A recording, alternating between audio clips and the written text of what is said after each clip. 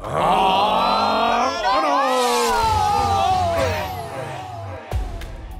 Sino sa kanila ang may 4 na anak na members lahat na 4 ng LGBT community? A. Virgilio. B. Gary. Ito ay ano lang. Feeling lang. God feel na lang. Si Virgilio ba o si Gary may 4 na anak na members ng LGBT community. Bigyan namin kayo ng 10 seconds para magdesisyon. Timer, go.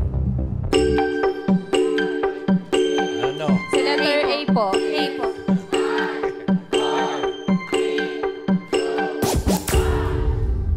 Okay.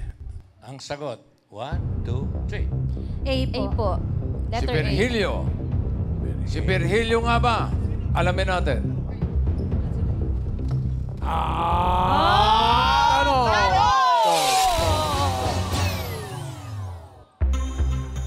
Oh, saan ka punta? Sinecheck ko lang po kayo po ba kayo? Si Virgilio ba ang may 4 na anak na members ng LGBT community?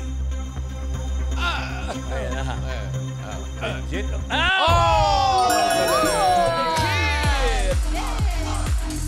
Kamare, itong 20,000.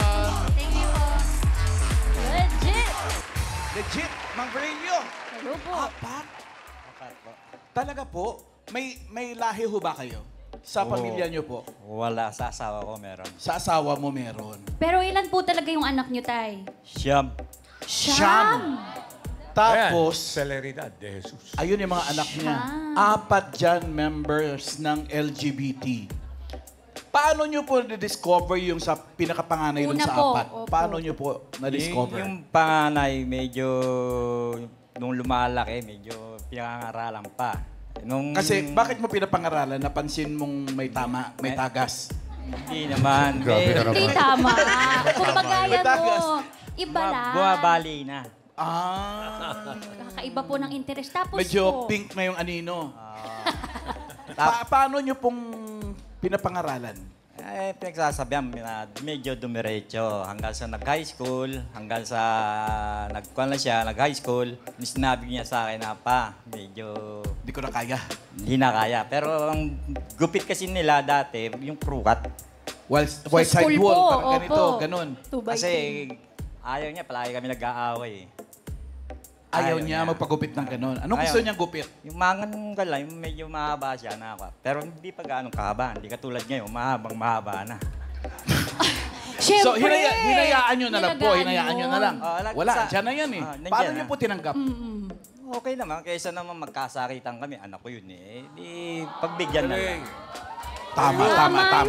Yun yung pinakapanganay ng LGBT. Yung pangalawa po, Sumunod po doon sa panganay. ganun din po ba ang proseso? Napansin nyo rin? Ay, yung pangalawa, hindi na nagpaalam. Sumunod na sa kuya eh. Kasi siyempre, Talagang nung na-realize niya, gano'n siya, kay kuya ako.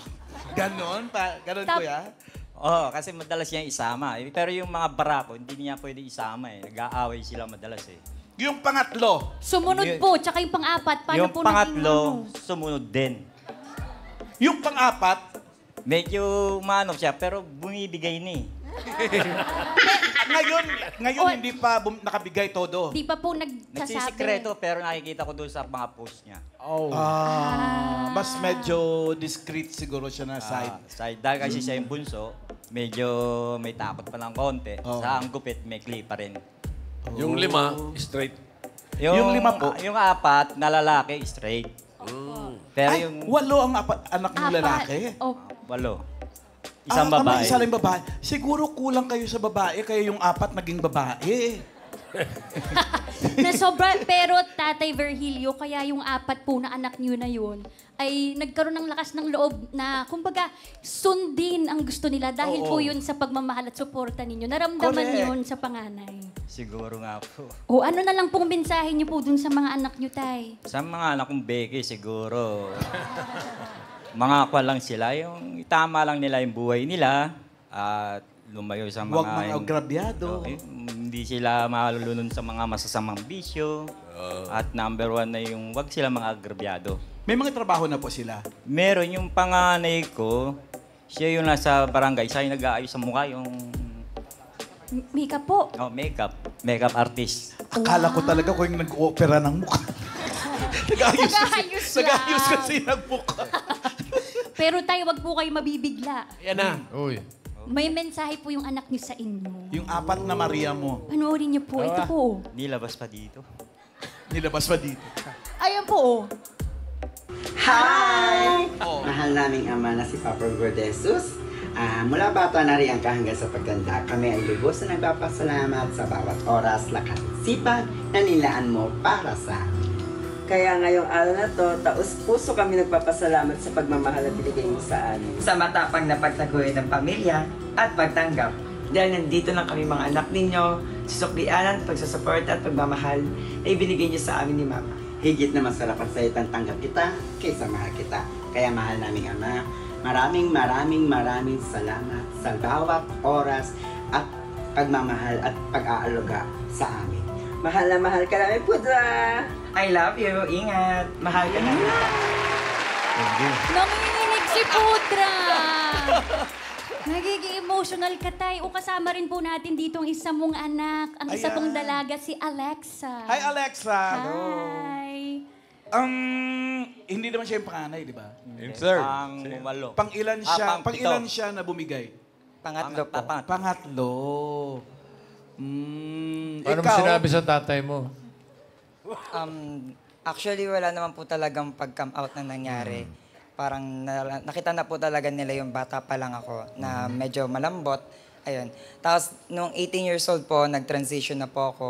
Nag-take na po ng mga pills, hormones. So, alam naman po agad talaga ni Papa. At tinanggap naman ni Papa. Yun ang importante. Oo eh. Totoo. Anong mensahe mo kay Papa? Maliban dun sa... Naka-video. Sa video. In behalf of my sisters, alam mo, tanggap mo kami. Tapos yung bawat pagtsatsaga mo, pagsisipag mo, kahit na ngayon 60 years old ka na, talagang sinisikap mo pa rin na kumpleto yung pamilya. Doon pa lang buong-buo na yung buhay namin. At sisiguraduhin ko at ng mga kapatid ko na tutuparin namin yung gusto mo na maging maayos yung buhay ng bawat isa. Ang buhay. Thank you, Alexa. Ano sabihin mo kay Alexa? Ganda daw mensahe sa'yo, Mang Ber. Siguro, nasa tamang edad na sila.